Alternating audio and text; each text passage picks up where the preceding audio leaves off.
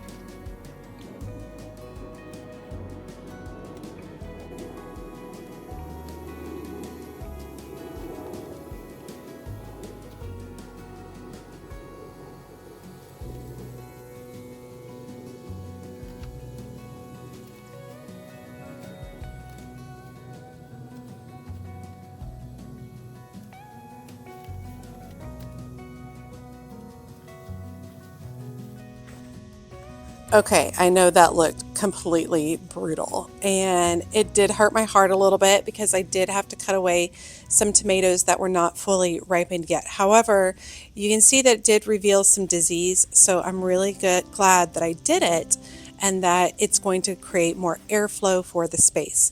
Now, I did go back to all the cuttings and I did harvest everything that I could, so I was happy about that. Now, the next thing we're going to be going on to is some shade screens that I'm going to put up that my friend Nick over in Georgia suggested that I do. So I'll show you what that looks like in a minute.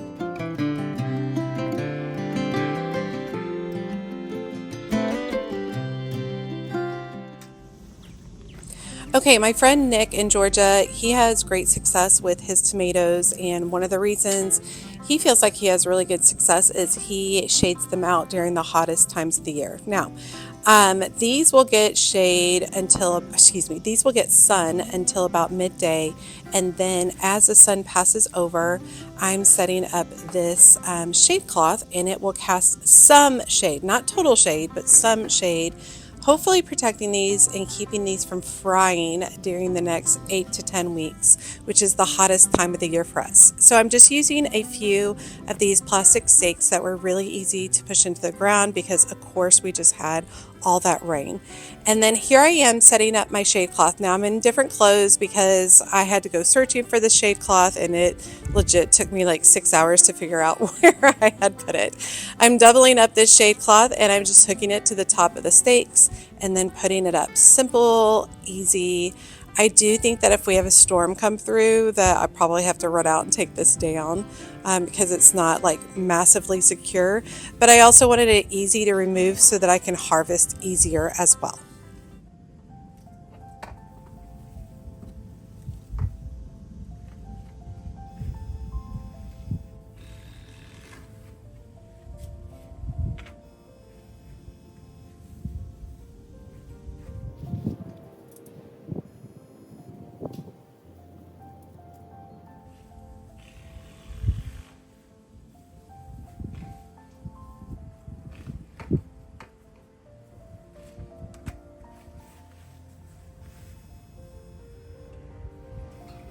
Okay, I'm excited to see how this does and if it makes a difference for tomatoes making it through the summer. So I will keep you all updated.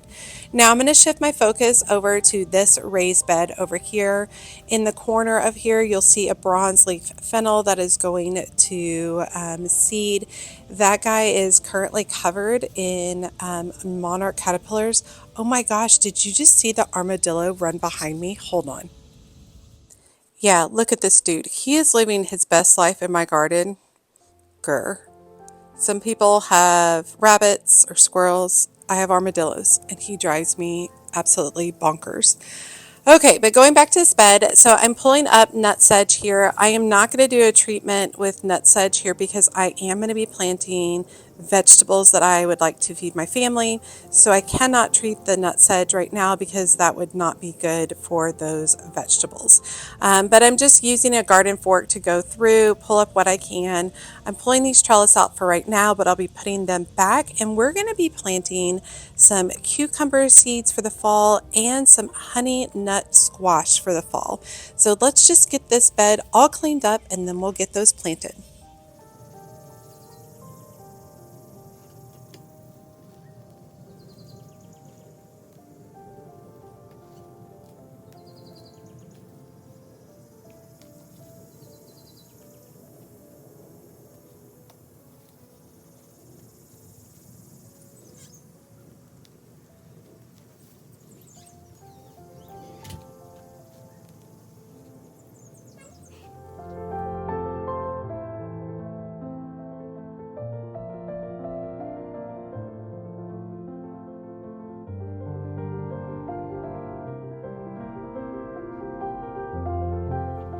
Now, right here at the edge, these are cocoa marigolds and a random sunflower.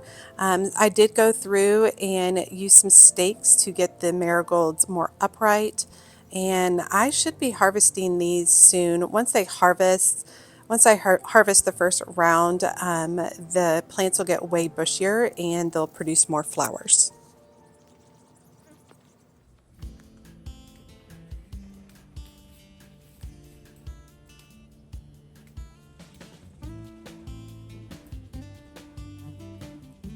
Okay, I put the trellis back in. I'm going to be growing a shorter cucumber vine on these, and I think that'll be super fun.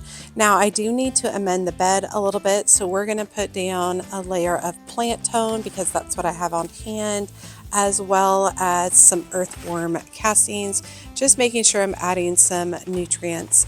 I usually add my compost at the beginning of the season, and then I don't typically add any more after that. That's just how I do things. And then I'm pretty lazy on the fertilization once the compost goes down. I don't do any more typically after that. So plant tone and earthworm castings it is, and we'll see how that goes.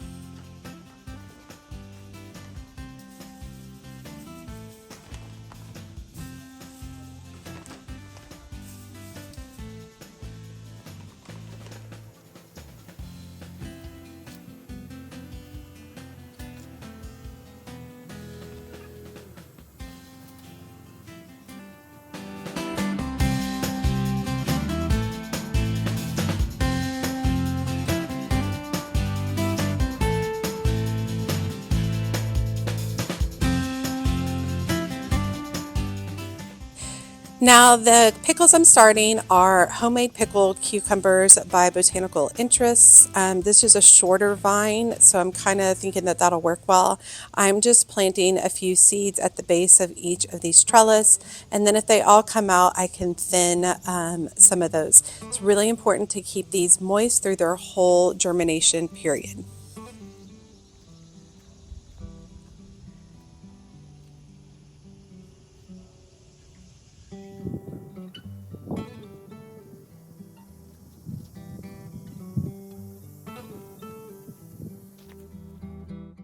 Homemade pickles cucumber is a productive pickling variety that produces crisp, flavorful cucumbers perfect for making pickles or eating fresh. The vigorous vine grows about 4 to 6 feet long and performs best in full sun with consistent moisture.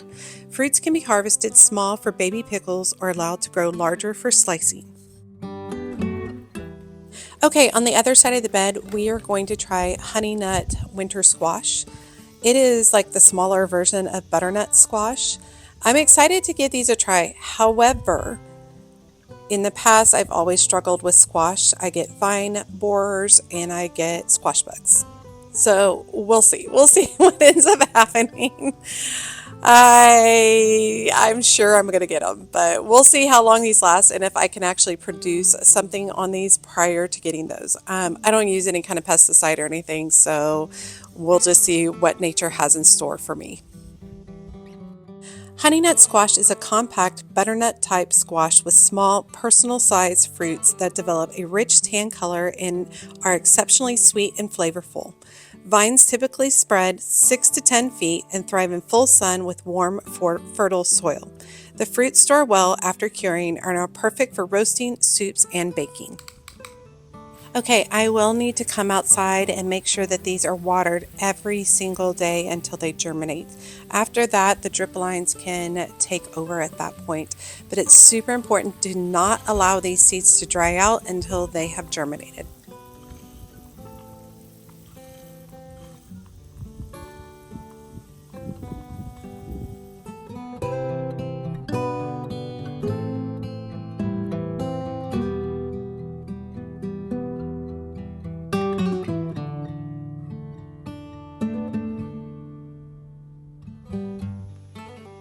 And lastly, I'm going to come over and work in the pepper bed a little bit. I'm about to harvest a bunch of bell peppers. They're just doing really great. I actually just need to process a bunch of these and freeze them. I like to just cut them into strips and toss them in the freezer. It works really, really well. We use a lot of bell peppers in our meals, and it has been such a joy harvesting these this year just because they've done so brilliantly.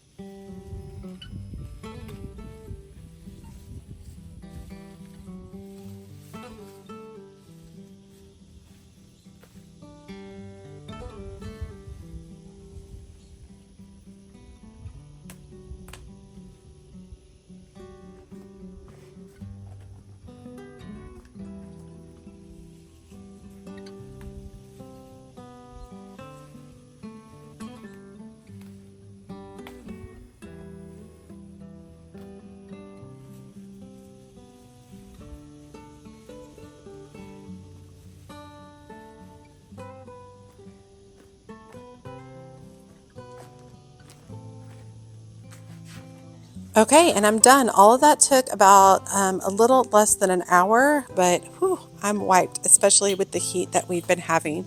But I'm really excited to be able to start some stuff for the fall, and I'm really excited to see how well those tomatoes do with the shade cloth. All right, you all, I hope you guys enjoyed today's video. As always, she's a mad gardener or a decorator or anything else that she wants to be. Thanks, y'all.